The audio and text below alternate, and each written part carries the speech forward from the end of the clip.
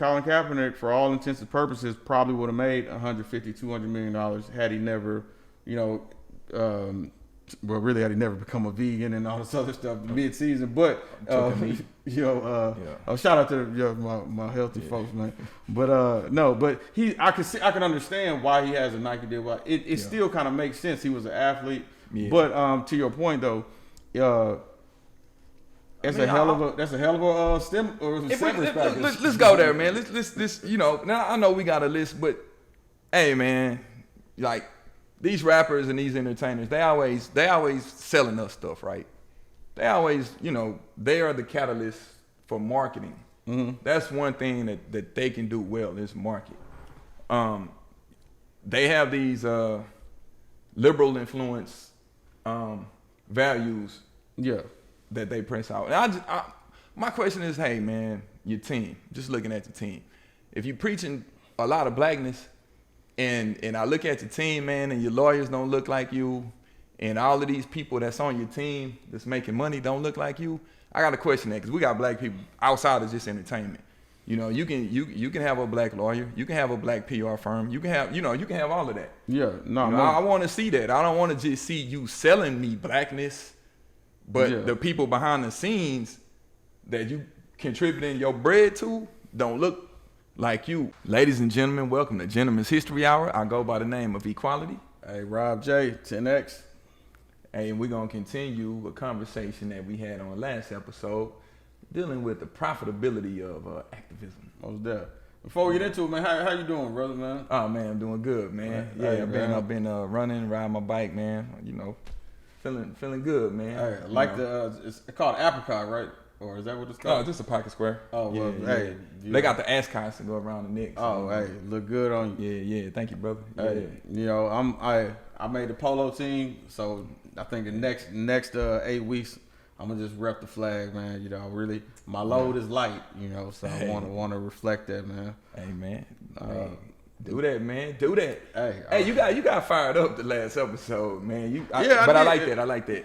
So I want to, starting with that same energy, man. We were talking about the Black Lives Matter and the funding, and we don't want to backtrack too much because we want people to watch that episode. Yeah, watch that one and come back to this one. Most def.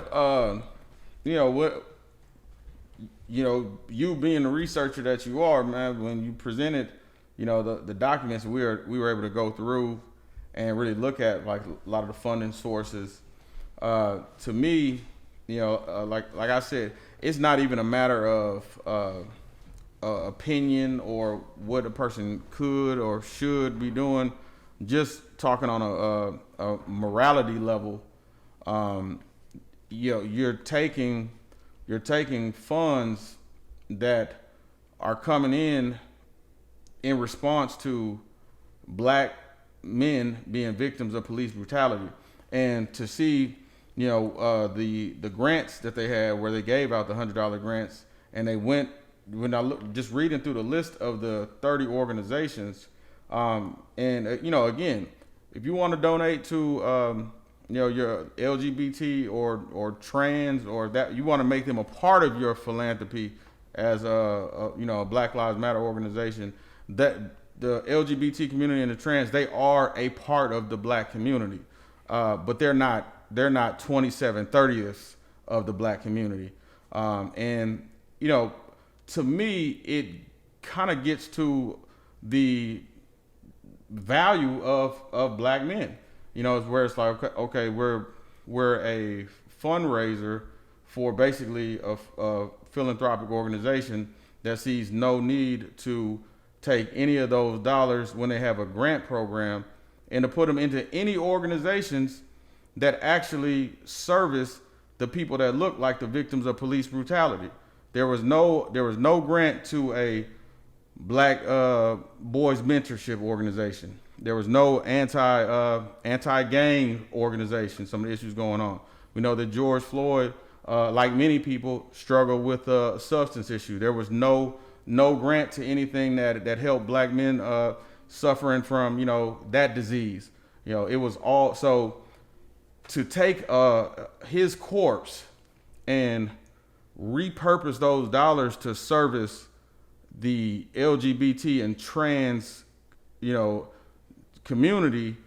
I just think on a moral standpoint, I don't think if there's any other segment of Americans besides black males that you could do that to. We could not have an organization that represented, that raised our money in response to Sandra Bland and Breonna Taylor, but took that money and spent 95% of it on black males' fathers or something like that. That would we would get called to the carpet immediately. Feel contradictory. Yeah, I mean, and so to me that part of it, and I think, man, I try, and as you do, man, I try my best to be an objective person. I don't really have no allegiance to any side except the truth. I think it would be a reasonable request to them that if you have a grant program, can 50% of it go to black men, being that the funding is coming from the corpses of black men. Mm-hmm. I think that's a fair and reasonable request. But in many ways, it feels like you're not allowed to make requests to to them in that type of the original mission statement, I don't think included a lot of things centered around black males, heterosexual black men. The original mission statement for BLM. Yeah. Hey, you remember what I told you, man, from the articles that came out with Patrice Cullors and the real estate and all that, man. BLM looking more like BMF, man. Man, blowing money fast. And, it's a strange phenomenon, because it's almost like if there was a guy who you didn't like and his name was EQ, mm-hmm.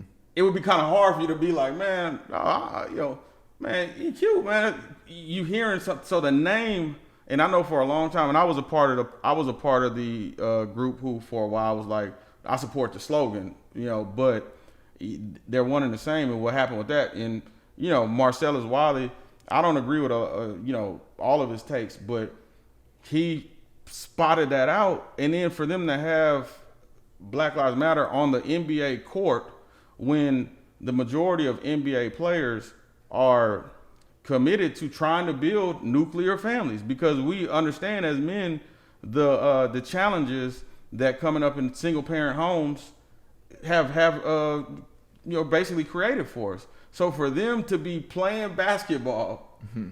doing their trade with that on the court, and have to be revealed to them, it kind of was like and I think that's the reason why they took it off the court too. Yeah, that's the reason why it's not on the court. It was seasonal. Yeah, and those type of things, I feel like just when we talk about, is activism a lucrative thing? I don't see any problem with BLM raising $1 billion, but if it's $1 billion, as long as it's spent, fairly and reasonably among, on the issues of black people. But yeah, we talked about that last week, kind of delving into the, I think we touched on, loosely, we touched on the Nation of Islam, Marcus Garvey, and I think Booker T. Washington, and just the tangible outcomes of funds. Because I would even take it a step further, man, and just say, like even, and this may be a sacred cow to some people, someone like Colin Kaepernick. I respect what Colin Kaepernick did, but I would take it a step further and sometimes wonder, like, how many people on your payroll, like, are you using black PR people, or do you have a black entertainment lawyer? Do you have a black, and just to see, because we always talk about the transfer of the black dollar mm-hmm. moving, and that's one of the big things in Black Wall Street, when they talk about the black dollar moving from hand to hand, and not just moving from one hand and that's it, being recycled back into the community. And we always say generational wealth. We always have these these nice names or buzzwords that we throw out there, but with some of these people that are activists, I just wonder, on their team, if you look at their team, the part of your team, do you have black people that's a part of your team? And that gets to like a question, I'm sure in a future episode we'll have to address, because it's becoming more and more like, what does it mean to be black owned, or what does it mean to, if I'm a black person and I open a McDonald's franchise and I have all black people there, is that a black owned business?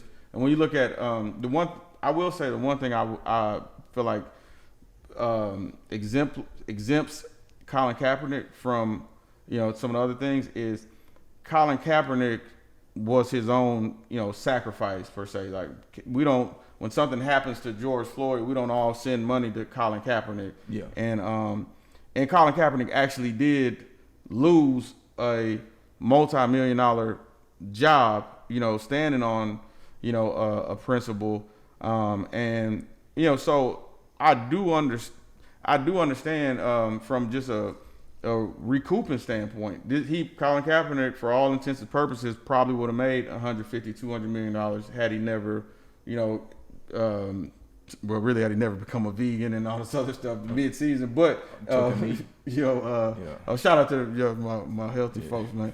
But no, but I can understand why he has a Nike deal. It still kind of makes sense. He was an athlete. Yeah. But to your point though, that's a hell of a stem or severance package. Let's go there, man. Let's now I know we got a list, but hey, man, like these rappers and these entertainers, they always selling us stuff, right? They always, they are the catalyst for marketing. Mm-hmm. That's one thing that they can do well is market. They have these liberal influence values. Yeah.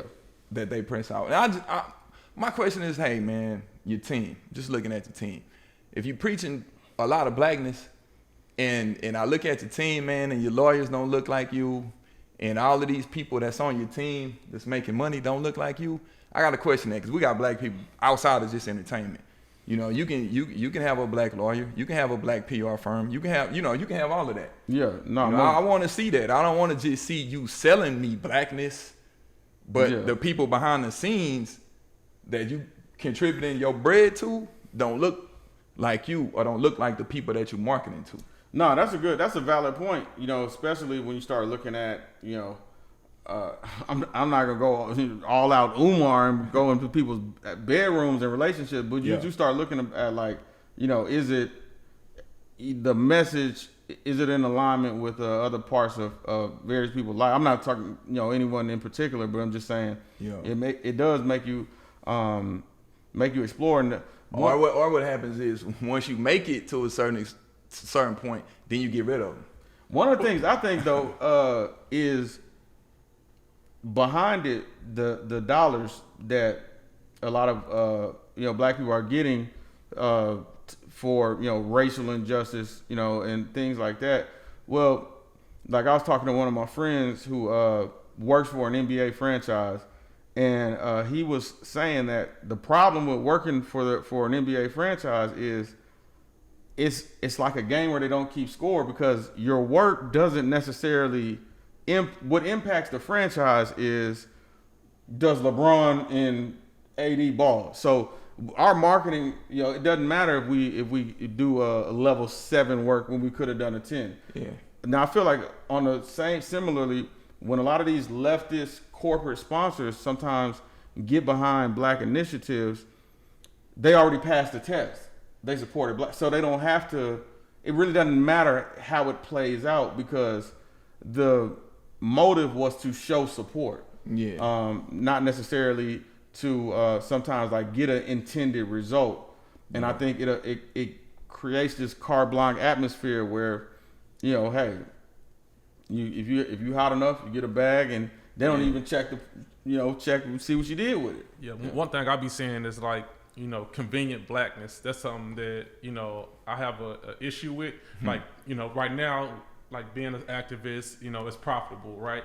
Yeah. Like you said, it doesn't represent all the way through your organization. Yeah, the Oscars went from Oscar So White to Questlove DJing and Glenn Close getting up doing the butt. You know what I'm saying? But, like it's the co-op, like we could easily be infiltrated sometimes with blackness. So you black in front of the camera, but behind the scenes, your team ain't black. So Yeah, it don't man. really add. I think Rob spoke to that in one of our very early episodes. After I leave here, I'm gonna go to a black Yeah, a black and existence. I'm gonna live a black experience, a whole black life or whatever. It's not just Yeah. something that I'm wearing on my sleeve or just when the lights are on, when the camera's on. Yeah. No, most definitely. That is true, man. And there is. Yeah, we scream gentrification, but we don't want to gentrify our own neighborhoods. Nah, that's a real. whole nother topic. We ain't even gonna get on that. Yeah. You know, because that's a whole. Because look, if we gonna open up the Pandora's box, y'all know we can. Hey, I always say the NBA, the players are mainly sponsored by the shoe companies, because the shoe companies can pay you more than the NBA can pay you. LeBron is underpaid. Regardless of all this stuff that they show with these WNBA players next to LeBron, all that shows me is that LeBron is underpaid for the job that he's doing. Right. But LeBron has $1 billion lifetime contract with Nike. So who can influence LeBron? Who can influence other players? Who can influence Harden when it's time for social activism? Nike has more pull. Adidas has more pull. Under Armour has more pull. These people have, because they can pay more than your NBA salary. And you know what? To me, I understand that point. But you got your money from Nike. So if I'm not even gonna lie, Nike give me $100 million, and as long as they're not telling me to not speak on something that is just principle, they say, hey, Rob. Well, you can't speak on slave labor going on in China because Nike is being manufactured in China. So you better keep your mouth closed on that. Hey, $100 million, Rob. I ain't talking. But I do feel what you're saying, because then it becomes a control thing. But to me, my issue is when you taking my dollars, and you taking, look, I'm not paying LeBron's shoe contract, but the organizations where it's black people putting into it, to me, those are organizations that have to be held to the highest standard. I can say, I spend a lot of time at Sweet Lips. I spend a lot of money there. But look, as a reseller, as somebody who's doing this, I know that anything that I come across that is of a certain level of quality, without question, if I bring it in there, they're gonna buy it. Period. Yeah. I know that if I was to fall on some type of need, so I say, hey, look, I need help with this, they're gonna do it. If I have an idea, they're gonna at least sit at the table and hear me out. That's a fair exchange for my money. I feel like, okay, I'm getting my money's worth by going there. And I think so there's a reciprocation in that, in that spirit. Yeah, man. We keep it all the way 100 on GHH this week, since we opening up them boxes, man. We say people toss out words, and I like what you saying. Hey, the reciprocity of it. Yeah. Right. People toss around words like gentrification, all that. Who's gentrifying these neighborhoods? It's not the Proud Boys. Yeah. It's not those boys. It's the same people that's allowing you to get your grant to do your anti-gentrification art. Man, that's a real valid point. Hey, get it how you live, but let's keep it. If we keep it all the way 100, then that's what it is. But I think the word comes down to the integrity of it. The integrity of, sometimes I respect what you say no to, not what you say yes to. Mm-hmm. Whatever you turn down, not what you accept. Because it's easy to accept, but what have you turned down? Yeah, no, that's a good point. And I think when we grow up as a race and become like hey, we're at the table as a player, I think is when we become pluralistic. But right now, every single activist has pretty much a hardcore leftist, talking point position. And then when somebody who isn't, at the hold on, let me just interrupt. I don't want to make it, I don't want to sound like we speaking in absolutes, because there are, like I said last week, there are grassroots organizations that are not compromised. Yeah. They'll turn down stuff. Well, I'm not saying, maybe the word. So I don't want to say every. Yeah, okay, yeah, all right, fair enough. All right, so I misspoke on every. Well, I'll say, it seems like the heaviest promoted narrative, or the heaviest promoted form of activism, is a kind of a leftist type of it. And why can't we have conservative activists? And I'm not talking about like just like a Candace Owens type of person. Like, why is there only one option that seems to be heavily promoted when it comes to like corporate dollars as right? And to me, when we become, one of the things that I'm looking forward to seeing is when there's a contested presidential election and half the NBA wants one candidate and half the NBA wants another, or when there's an event that maybe happens where half the players feel like, hey, no, that guy did not violate certain rules, and the other half like, let's sit out, because at that point we now are no longer monolithic and we're not controllable. Yeah, we don't look like we're all moving one direction. I'll take it a step further. The day when the NBA players can form their own PACs, their own political action committees, and they got the money to put the money toward it. And then, hey, if they want to use their influence to go to the people that write the checks, the Nike or whatever, now let's see, we're going to run our own candidates on the ticket. We're not waiting on somebody from the outside. Like LeBron put his own boys, they went to school and they're his managers, the guys, I can't think of the name. I think he called it Four Horsemen, like Rich Paul. Yeah, Rich Paul and those guys, and Maverick, those guys. So he put his own people on. I respect that about LeBron. He put his own people on. Those guys, they can run their own candidates. Run your own candidate. You don't have to worry about nobody else. What we got? Man, one thing, two things.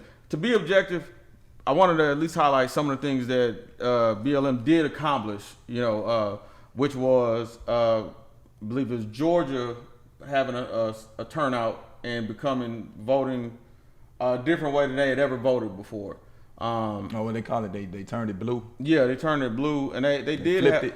Yeah, they did have most of the accomplishments that I saw researching them were kind of politically based, and them either increasing the amount of people that were turning out to vote and being active there. Yeah, and Stacey Abrams and as well, and doing that, and they did get some statutes passed that weren't like LGBT trans, just and a few people who had been caught doing some things removed from positions. So I'm not when you audited it, you audited it on the assets and the liabilities. Yeah, no, that's what it is. We don't run. We giving them an audit. Hey, we don't run on no one side of the show over here, man. Yeah. We gonna the allegiance to the truth, man. But one thing I will say, it took this, real estate shopping spree for there to be a hint of, kind of, hey, what's going on in the financials, when traditionally that kind of has become the nature. When you look at like a Umar, who had Umar still is a very prominent figure. But Omar Johnson trying to start the school. Yeah, his school. Working on the school. It's an all boys school. Frederick. FDMG. Frederick. Marcus Garvey. Yeah. And then what you think about that, man? Because I want to speak on that from the perspective of a project manager, in understanding how construction works. And I'll tell you, like, from my perspective, how I would advise Umar or someone doing something like that, because there's a reality of it, and there's going on interviews and having talking points on it. And we're talking about he's been getting I guess backlash on having funding, and the school is not open, or people are wondering where's the money going. Similar to the other organizations that that we talk about, the transparency and that, hey, you've been soliciting for donations, we haven't seen the tangible outcome yet. You've been talking about this school, what's going on? Yeah, I think part of what it is by trade he's a school psychologist. That is his trade. His trade, he's not a clinical psychology. Clinical psychologist. He's not a construction or a real estate developer. One of the challenges I'm going through right now is the first time really not being a service-based self-employed person, having a product. It's a new challenge. I don't have experience in managing inflows, outflows, those type of things. So sometimes a person just isn't skilled in that, and it doesn't mean that they're necessarily doing something, under the table. But I do think for him to be as prominent as he is it seems like he has a real tight grip on his vision. And maybe if he loosened it a little bit and let some people, was a little bit more in receiving mode towards others to not just contribute money in labor, but to contribute intellectual property to the idea, to his vision. And it seems like he has a real set iron, in cement view of how it has to be. And not speaking of him literally, but it can be hard to work with people like that just in general, and I think, to me, I would think there's other bright minds in alignment with him that seems like, if he would had a team, maybe it would be a easier, mission. All right, so let's talk reality, right, fellas? Let's talk my world. You know what I'm saying? Let's talk my world. And the last one where he was on the Breakfast Club and he used the word, he said, it's not a renovation, it's a repair. He said, I bought this school in 2013. It had already been, I guess, in good condition. That's a long time, though, man. Yeah, and he's saying it 2013. This is the words coming out of his mouth from the last interview he did this past week on the Breakfast Club. They need to renovate the HVAC. That's heating, ventilation, and air conditioning. The HVAC, right? Mm-hmm. That's all the duct work and all that to bring in air, take away air, and all that. It's mechanical engineering. Yeah. This is how I would approach it. You say, okay, you have a chance to say, I want to do a project with an all black. I want to use all black contractor. I want to use black engineers, black architects, right? Now repairs is something different, meaning to get the permit, it's not going to be the same. Long as you're putting it back together one to one and you're not changing the structure, it's not really that hard. You really don't have to get a permit for that. It's just repair work. Okay. It's repair. It doesn't take from 2013 to 2021, just depend on, that's a whole class. That's a kid starting at Frederick Douglass and ending at Marcus Garvey. But just to give y'all perspective and to give my advice would be, get you a project manager first and foremost. If that's not your field of work, get you a project manager that you could always refer to in interviews, or if someone wants to talk to you about the school, or you have enough information that you could disseminate to everyone else and say, this is where we are with the project. Mm-hmm. If you have a black contractor, you have different people, you have a project manager that's there to oversee, to say, okay, we had a black such and such engineering firm, that you can give them props and promote them.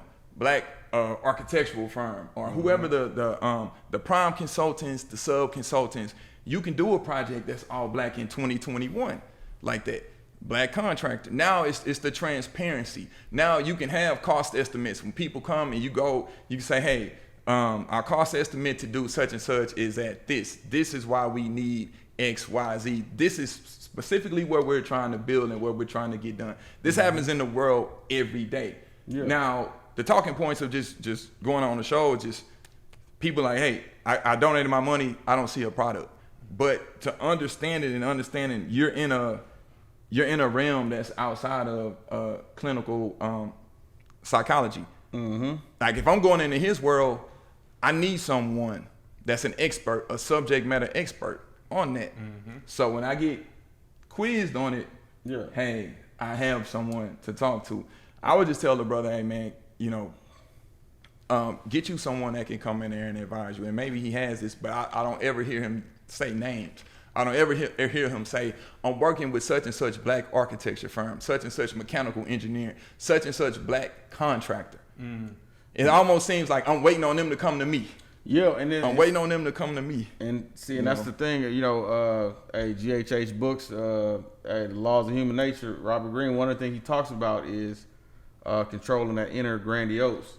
And I think as brilliant as his mind is, I think I'm the prince of Pan-Africanism, I'm the this, that, and other. It may be, talented people don't like necessarily, they're not attracted to opportunities to come serve, princes, so to speak, in modern time, especially in today's world. If it was more of an open arm of, this is about us, and that's one of those, that's a real cliche term that business owners use.